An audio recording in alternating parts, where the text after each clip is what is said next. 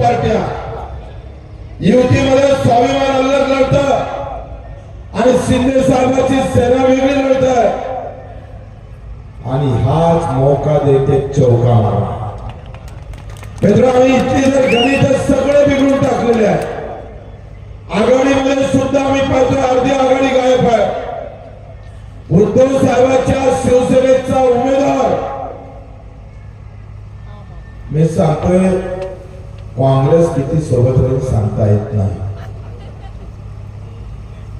प्रहारनं जर व्यवस्थित ताकद लावली तर आज जर चित्र स्पष्ट झालं नाही तर उद्या चित्र अरुण भाऊ वानखेडेचं स्पष्ट होईल.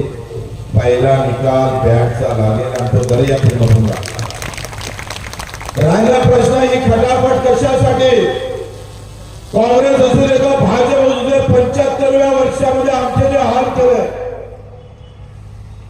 काँग्रेस तर भाजपमध्ये काही फरक नाही आहे.